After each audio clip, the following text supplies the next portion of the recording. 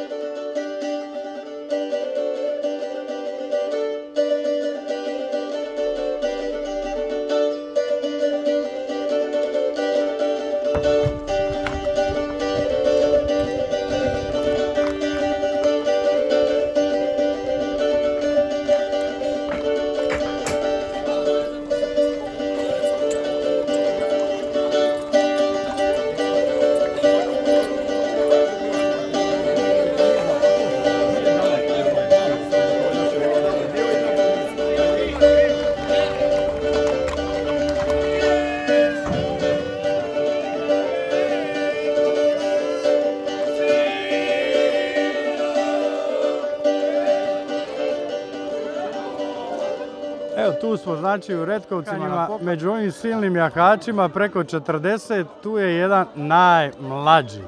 Pa red bi bio da evo, on kaže koju riječ. Ja sam Kristijan Nikolić, dolazim iz Novog Sela, imam 10 godina i eto tu sam s prijateljima, družimo se i... S kim si došao na pokladno jahanje? S mamom i sa sestrom. Ali ja sam tebe zamijetio i prošle godine da obilaziš pokladna jahanja i da si skoro, ajmo reći, među najmlađim jahačima. U Otoku sam bio najmlađi jahač, bio sam u Komletincima, tak svugdje idem. Koliko si rekao da imaš godina? 10. To je koji... A koliko dugo jašiš? Pa jedno, od mali nogu, eto kad sam napunio 4 dobio sam ponija i od tad jašim njega i onda sam prešao na ove veće i eto. Jel ti se sviđaju ova pokladna jahanja? Da. Ispjevamo se i družimo se i... Hoćeš nastaviti tu tradiciju i kad budeš stariji momak i...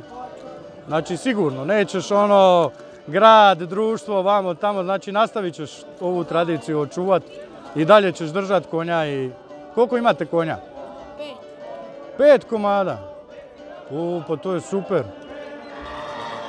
I jesu ti onda ovo sada prve poklade ove godine? Da, ovo su mi prve poklade. U Bapskoj je bila sestra, jel tako? Da. I mama, jel? Ti nisi bio? Nisam.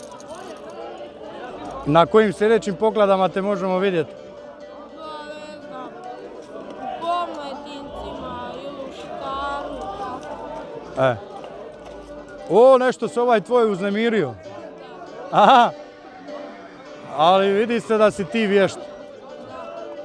A Slakovci nećeš biti, prošle godine si bio. Da, i u Slakovci, i u Otoku, i kod nas u Donjem Novom Selu. Šta te se najviše dojmi ovako na ovim pokladnim jahanjima? Šta ti ostane ono u sjećanju da jedva čekaš do godine? Da li to što jašiš ili možda što si sa starijima pa si ti malo osjećaš ono važan? Zato što sam i sa starijima i onak se osjećam važno i pjevamo i tako. Znači kad ješ kroz selo na konju ono osjećaš se ajme.